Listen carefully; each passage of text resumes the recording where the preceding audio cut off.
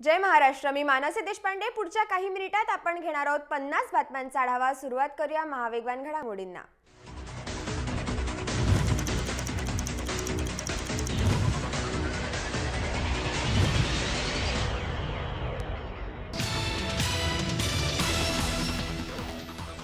छेडछाडीला कंटाळून तरुणीनं आत्महत्या केल्याची घटना कोल्हापुरात घडली आहे. आत्महत्या करण्यापूर्वी तरुणीनं 5 जणांची नावं लिहिली असून एकाला पोलिसांनी ताब्यात घेतलंय, तर 4 जण अद्याप फरार आहेत. कोल्हापुरातल्या बोंद्री नगरात ही घटना घडली आहे. यावेळी संतप्त झालेल्या नागरिकांनी संशयितांच्या घरांवर दगडफेकही केली. या प्रकरणात करवीर पोलीस ठाण्यात गुन्हा दाखल करण्यात आलाय.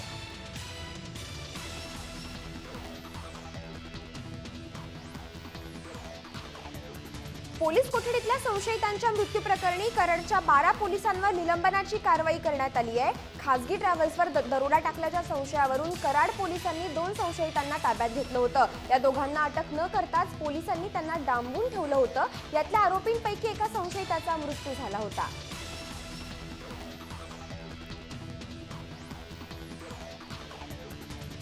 डाळींचा काळा बाजार आणि साठेबाजी रोखण्यासाठी केंद्रीय गुप्तचर संस्था नजर ठेवून आहेत. IBDRI यांनी डाळींच्या आयातीवर लक्ष ठेवायला सुरुवात केली आहे. डाळींचे दर 200 रुपये किलोपर्यंत पोहोचलेत. यावर उतारा म्हणून विदेशातून डाळ आयात करण्याचा निर्णय घेण्यात आलाय.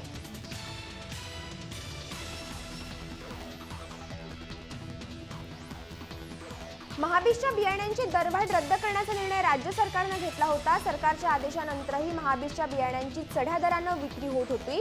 जय महाराष्ट्राने ही बातमी दाखवल्यानंतर गेल्या वर्षाच्या दरानं बियाण्यांच्या विक्रीला सुरुवात झाली आहे.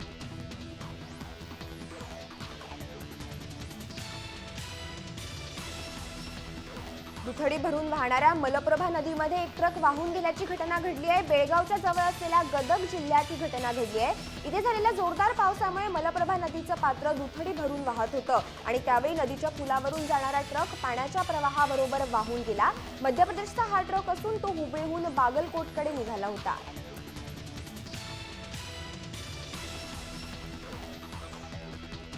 फ्लिपकार्टचा निषेध करण्यासाठी ऑनलाईन निषेध आणि आंदोलन करण्याचा नवा मार्ग निवडलाय. देशभरातल्या जवळपास 1500 पेक्षा जास्त विक्रेते त्यांची उत्पादनं आउट ऑफ स्टॉक दाखवणार आहेत. तसंच विक्रेत्यांनी त्यांच्या उत्पादनांच्या किमती 5% वाढवायचा निर्णय घेतलाय. फ्लिपकार्टनं कोणतंही कारण न विचारता उत्पादन आवडलं नाही तर परत घ्यायचं नवं धोरण सुरू केलंय. या धोरणामुळे विक्रेत्यांना तोटा होत असल्याचा आरोप करण्यात येतोय.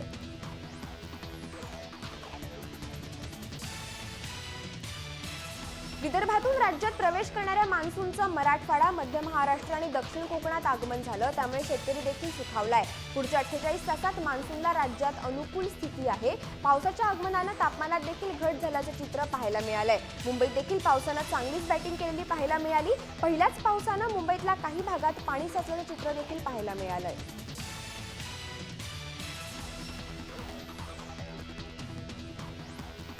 दाभोळकर हत्या प्रकरणातल्या साक्षीदारानं आणखी एक धक्कादायक खुलासा केलाय. 2013 मध्ये वीरेंद्र तावडेनं आपल्याकडे बंदूक आणि काडतुसं मागितली होती असं या साक्षीदारानं म्हटलंय. तावडेसारख्या लोकांमुळे सनातनसारखी चांगली संस्था बदनाम झाल्याचंही या साक्षीदारानं म्हटलंय. हा साक्षीदार एकेकाळी सनातनचं काम करत होता. त्याला संस्थेसाठी पुन्हा काम करण्याची विनंती करत तावडेनं त्याची भेट घेतली होती.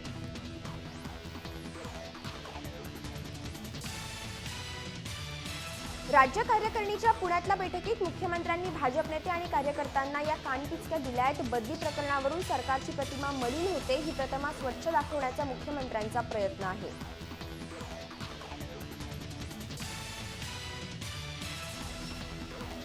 आगामी निवडणुका म्हणजे भाजपच्या विस्ताराची टेस्ट आहे. त्याच्या निकालाचा संदर्भ राज्य सरकारच्या कामगिरीशी जोडला जाणार आहे. त्यामुळे जिंकण्याच्या इच्छेनेच निवडणुकांना सामोरं जा असं मुख्यमंत्री देवेंद्र फडणवीस यांनी कार्यकर्त्यांना सांगितलं. पक्षाच्या प्रदेश कार्यकारिणीच्या झालेल्या समारोप सत्रात फडणवीस यांनी कार्यकर्त्यांना मार्गदर्शन केलं.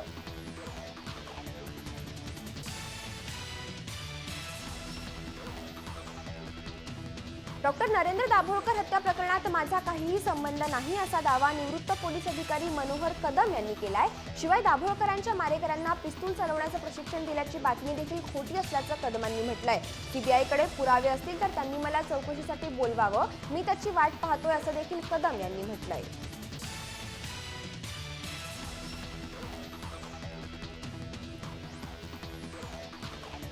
डॉक्टर नरेंद्र दाभोळकर, गोविंद पानसरे आणि कलबुर्गी यांच्या हत्येच्या निषेधार्थ कोल्हापुरात निर्भय मॉर्निंग वॉकचं आयोजन करण्यात आलं। यावेळी मारेकऱ्यांचा शोध घेण्यात शासनाला आलेल्या अपयशाचा निषेध करण्यात आला। तिघांच्याही मारेकऱ्यांना अटक करून कठोर शिक्षा करावी अशी मागणी यावेळी करण्यात आली।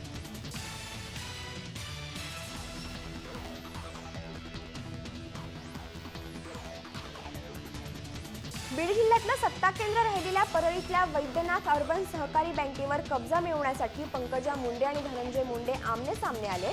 वैद्यनाथ अर्बन सहकारी बँकेच्या 17 जागांसाठी मतदान झालं। 30 वर्ष गोपीनाथ मुंडेंची एखादी सत्ता असलेल्या या बँकेत सत्ता पालट करण्यासाठी धनंजय मुंडेंनी कंबर कसली आहे, त्यासाठी त्यांनी वैद्यनाथ लोकसेवा पॅनलमधून आव्हान उभं केलंय।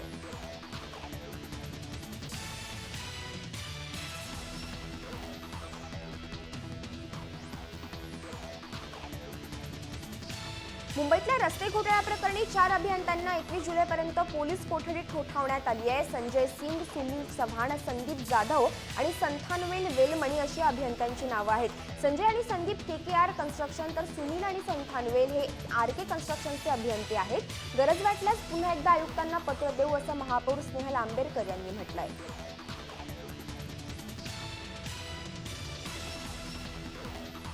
नवी मुंबई महापालिकेतल्या राष्ट्रवादी काँग्रेसच्या 3 नगरसेवकांना दिघ्यातल्या बेकायदा बांधकाम भोवण्याची शक्यता आहे। राष्ट्रवादी काँग्रेसच्या दीपा गवते, अपर्णा गवते, नवीन गवते या तिघांचं नगरसेवक पदही धोक्यात आहे। दिघ्यातल्या बेकायदा बांधकामात या नगरसेवकांचाही हात असल्याची तक्रार करण्यात आली आहे। या तक्रारीबाबत नवी मुंबई महापालिका आयुक्त 20 जून रोजी अंतिम निर्णय घेणार आहेत।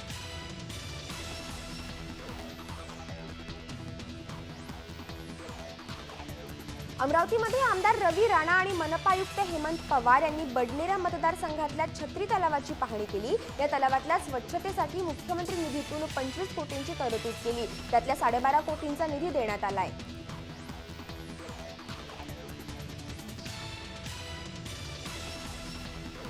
लातूरमध्ये सयामी जुळ्यांनी जन्म घेतलाय, तर या मुलींना एकच हृदय आणि 2 शरीर आहेत। मात्र डॉक्टरांच्या प्रयत्नांनी या दोघींना वेगळं करण्यात यश आलंय। तब्बल 1.5 तास हे ऑपरेशन चाललं। दोन्ही मुलींची आणि आईची प्रकृती स्थिर आहे।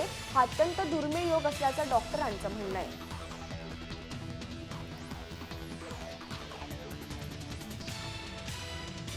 सरकारी नोकरीतलं स्थैर्य तरुणांना खुणावतंय, याचाच प्रत्यय नुकताच आला। महाराष्ट्र लोकसेवा आयोगातल्या हमाल पदाच्या जागांसाठी भारंभार अर्ज आल्यामुळे आता या पदासाठीही परीक्षा घेण्याची वेळ आयोगावर आली आहे। आलेल्या अर्जांमध्ये अनेक पदवीधरांचाही समावेश असल्याचं समजतंय। महाराष्ट्र लोकसेवा आयोगानं ड गटातल्या या पदासाठी डिसेंबर 2015 मध्ये जाहिरात दिली होती।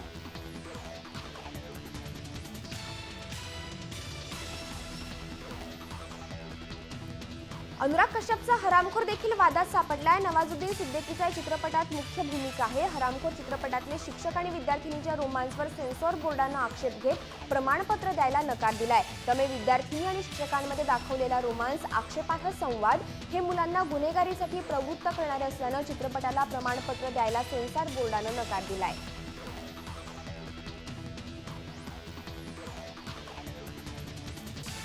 पिंपरी चिंचवडमध्ये भर दिवसा तरुणाची दगडानं ठेचून हत्या करण्यात आली आहे। विनायक पाटोळे असं हत्या झालेल्या तरुणाचं नाव आहे। महावीर चौकात विनायकची 11 जणांनी मिळून निर्घृणपणे हत्या केली। या हत्येचा थरार सीसीटीव्हीमध्ये कैद झाला।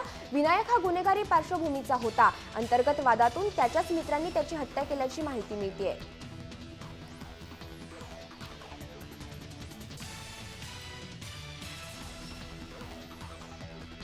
पंढरपुरातले खड्डे गावात घरगुती वादातून मुलानं वडिलांनी दगडानं ठेचून हत्या केली आहे। रखमाजी कांबळे असं आरोपी मुलाचं नाव आहे, तर महादेव कांबळे असं मृत वडिलांचं नाव आहे। घरगुती वादातून महादेव कांबळेंची पत्नी घर सोडून गेली। रखमाजी रात्री घरी आल्यानंतर त्यानं आईबाबत विचारलं आणि महादेव आणि रखमाजीमध्ये वाद झाला। आपले वडील आपल्याला मारून टाकतील हीच भीती रखमाजीच्या मनात होती। त्यामुळे झोपलेल्या वडिलांना त्यांनी दगडानं ठेचून ठार केलं।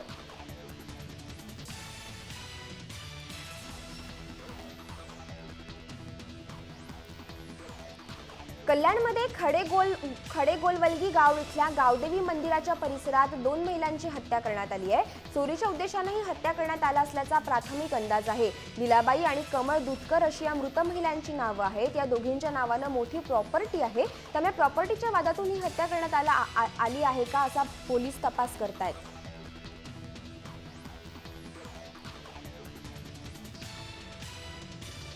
हिंगोलीत शनिवारी रात्री 2 गटात तुफान हाणामारी झाली। पानपट्टीच्या टपरीवर क्षुल्लक कारणावरून भांडण झालं। या भांडणाचं रूपांतर हाणामारीत झालं। यात 4 जण गंभीर जखमी झालेत। त्यातल्या एकाची प्रकृती चिंताजनक असून त्याला नांदेडच्या रुग्णालयात हलवण्यात आलंय, तर पोलीस या प्रकरणाचा अधिक तपास करतायत।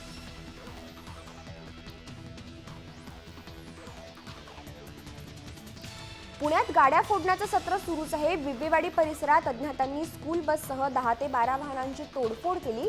4 जणांनी या गाड्यांची तोडफोड केल्याची माहिती मिळते। रात्रीच्या सुमारास आलिशान गाड्यांवर दगडफेकही करण्यात आली।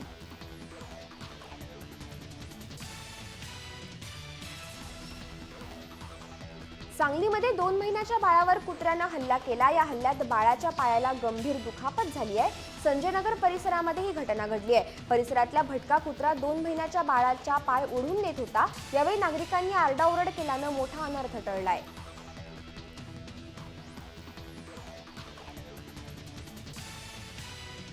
मुंबईतल्या नालासोपारामध्ये पोलिसांच्या दादागिरीविरोधात तुळिंजच्या एका कुटुंबानं उपोषणाचं शस्त्र उगारलंय। आदित्य रात्री बाईकवरून घरी जात असताना पोलिसांनी रस्त्यावर आणि पोलीस ठाण्यात नेऊनही त्याला बेदम मारल्याचा निषेध त्याच्या कुटुंबियांनी आरोप केलाय। या निषेधार्थ त्याचे कुटुंबीय पोलीस स्थानकाबाहेरच गेल्या 5 दिवसांपासून साखळी उपोषणाला बसलेत। संबंधी प्रकरणाची चौकशी सुरू असल्याचं पोलिसांनी सांगितलंय।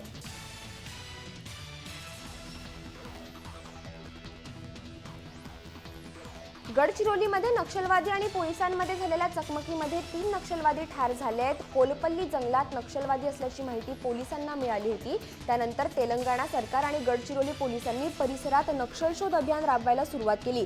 यावेळी झालेल्या चकमकीमध्ये 3 नक्षलवाद्यांना कंठस्नान घालण्यात पोलिसांना यश आलंय।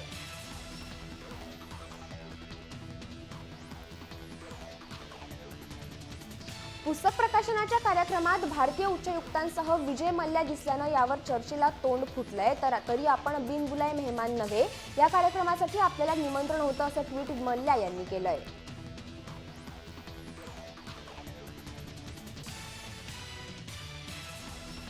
रोजच्या जेवणात आवश्यक असलेल्या डाळींबरोबरच भाजीपालाही महागल्यानं सर्वसामान्यांच्या तोंडचं पाणी पळालंय। दुष्काळामुळे राज्यातल्या शेतकऱ्यांवरची भीषण संकट, अत्यल्प पावसामुळे उत्पादन घटलंय। वाशीतल्या एपीएमसी घाऊक बाजारपेठेतही भाज्यांची आवक घटली असून आठवडाभरात भाज्यांचे दर गगनाला भिडलेत।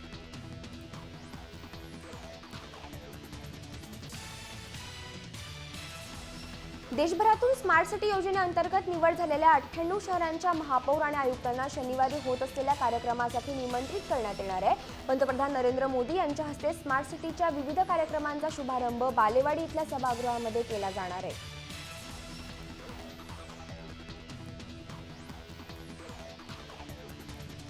दलित आणि मागासवर्गीय उमेदवारांना यापुढे स्पर्धा परीक्षांच्या तयारीचं प्रशिक्षण मोफत मिळणार आहे। सुधारित योजनेनुसार प्रशिक्षणाचं संपूर्ण शुल्क आता केंद्र सरकारतर्फे भरलं जाणार आहे। आतापर्यंत प्रशिक्षण संस्थेला दिल्या जाणाऱ्या प्रशिक्षण शुल्काची मर्यादा प्रत्येक उमेदवारासाठी कमाल 20,000 रुपये होती।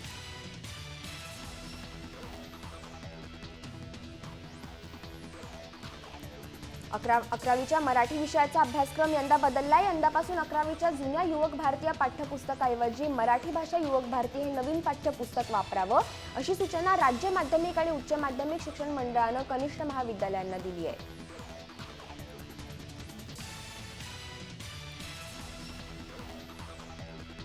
अकरावीच्या मिशन ॲडमिशनची तयारी सुरू झाली असून यंदा 11वी प्रवेशासाठी अधिकच चुरस अपेक्षित आहे।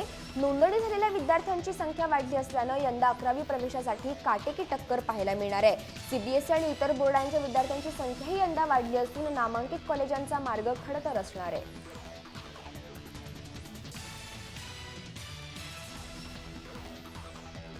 शालेय शिक्षण विभागानं यंदा मंजूर केलेल्या स्वयं अर्थसहाय्यित शाळांवर फेरविचार करण्याची मागणी महाराष्ट्र राज्य काँग्रेस शिक्षक सेलनं केली।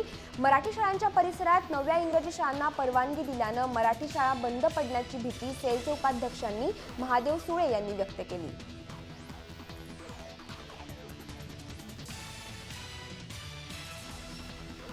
राज्य सरकारतर्फे यंदा घेण्यात आलेल्या लॉ अभ्यासक्रमांच्या प्रवेश परीक्षेला विद्यार्थ्यांचा गोंधळ उडाला।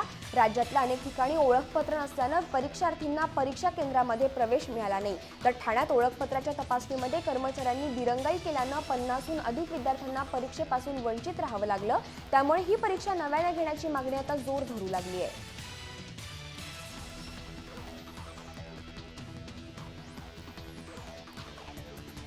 वर्ल्ड ट्रेड सेंटरच्या द वर्ल्ड ट्रेड इन्स्टिट्यूटतर्फे फॉरेन ट्रेड या विषयामध्ये पदव्युत्तर डिप्लोमा सुरू करण्यात येतोय।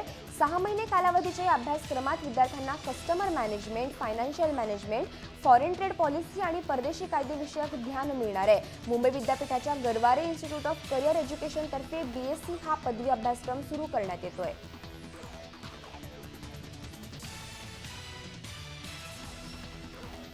मान्सूनचं आगमन होत असतानाच मुंबईकर प्रवाशांसाठी मात्र सार्वजनिक वाहतुकीबाबतच्या समस्या कायम आहेत। त्यात बस थांब्यांवरचा छपरांचा अभाव असणाऱ्या प्रमुख तक्रारी आहेत। शहरातल्या 50% बस थांब्यांवर छप्पर नसल्यानं प्रवाशांना उन्हातान्हात सोबतच आता पावसाचाही त्रास सहन करावा लागतोय।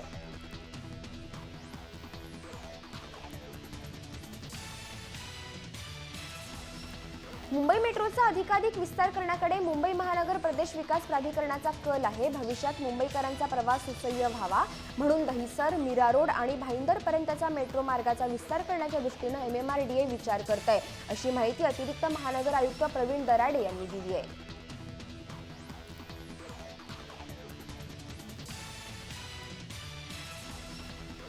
लोकल वाहतुकीच्या वक्तशीरपणात अचूकता येण्यासाठी पश्चिम रेल्वेनं सिग्नल यंत्रणेमध्ये काही प्रमाणात बदल करण्याचा निर्णय घेतलाय। पश्चिम रेल्वेच्या स्लो मार्गिकेतल्या सिग्नल यंत्रणेमध्ये यापुढे 3 ऐवजी 4 सिग्नलांची संख्या वाढवण्यात येणार आहे। त्यात पिवळ्या रंगाचे 2 सिग्नल बसवण्यात येणार आहेत।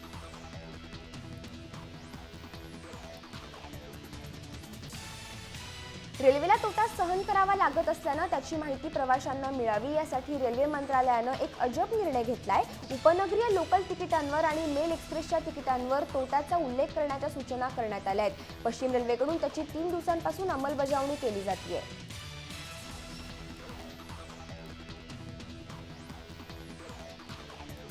कोकण रेल्वेच्या दुपदरीकरणाचा प्रकल्प सध्या निविदेच्या जंजाळ्यात अडकलाय। रेल्वे मंत्री सुरेश प्रभू यांच्या उपस्थितीतल्या कोकण रेल्वेच्या हद्दीतल्या दुपदरीकरणाच्या कामाचं भूमिपूजन झालं होतं। मात्र त्यानंतर या प्रकल्पासाठीची निविदा प्रक्रिया काही तांत्रिक गोष्टींमध्ये अडकल्यानं अद्याप या मार्गावर दुपदरीकरणाचं काम सुरू झालेलं नाहीये।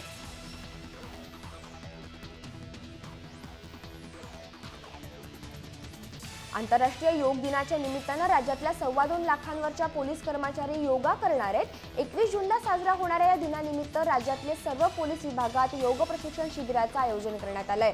पोलीस महासंचालक प्रवीण दीक्षित यांनी सर्व पोलीस आयुक्त, अधीक्षक आणि अन्य घटक प्रमुखांना त्याबाबत आदेश दिलेत।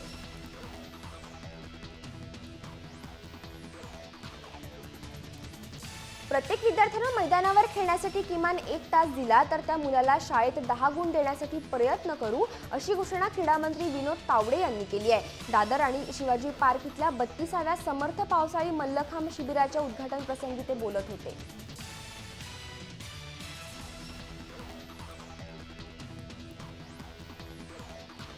राज्यातल्या वृक्षादन वाढवण्यामध्ये वन विभाग यापुढे रेल्वे आणि संरक्षण मंत्रालयही सहभागी करून घेणार आहे। संरक्षण खातं आणि रेल्वेच्या महाराष्ट्रामध्ये मोठ्या प्रमाणात रिकाम्या जागा आहेत। वन विभाग त्यांच्याबरोबर करार करून लोकसहभागातून वृक्षारोपण करणार आहे, अशी माहिती वनमंत्री सुधीर मुनगंटीवार यांनी दिली आहे।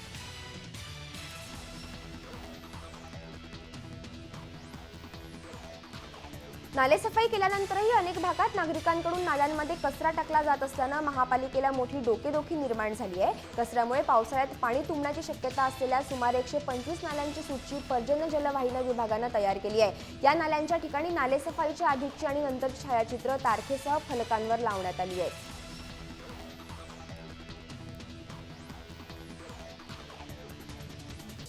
रविवारी सायंकाळी धुव्वाधार बरसलेल्या मान्सूनपूर्व सरींनी महापालिकेचे नाली सफाईचे दावे फोल ठरवत पुन्हा एकदा मुंबापुरीची दाणादाण उडवली। दरवर्षीच्या पावसात तुंबणारी दादर, टीटी, हिंदमाता आणि परळ टीटी या 3 ठिकाणी पावसानं पहिल्याच तडाख्यात गुडघाभर पाण्यानं भरून गेली।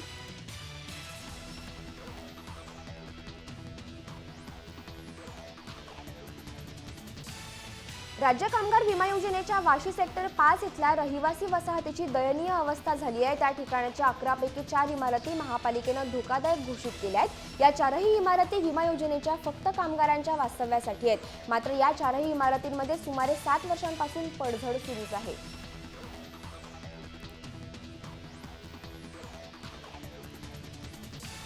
मुंबई कृषी उत्पन्न बाजार समितीमधल्या मसाला व्यापाऱ्यांनी महापालिकेच्या अतिक्रमण हटवण्याच्या मोहिमेविरोधात आंदोलन केलं होतं. व्यापाऱ्यांच्या झुंडशाही विरोधात पालिकेनं कडक भूमिका घेतली आहे. शासकीय कामात हस्तक्षेप केल्याप्रकरणी 31 व्यापाऱ्यांवर गुन्हे दाखल केलेत. त्यामुळे अतिक्रमण करणाऱ्यांचं आणि कारवाईला विरोध करणाऱ्यांचं धाबदण आणलंय.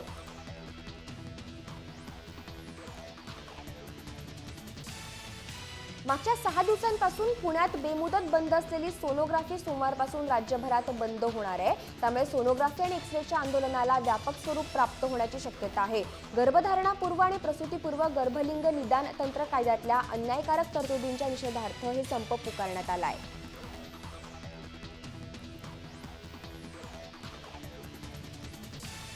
मेक इन इंडियाच्या माध्यमातून भारतात निर्माण झालेलं तंत्रज्ञान सक्षम आणि लोकहितासाठी आहे. या तंत्रज्ञानामुळे भविष्यात भारताचा विकास दर वाढणार असल्याचं मत मेक इन इंडियाचे माजी अध्यक्ष यांनी व्यक्त केलं.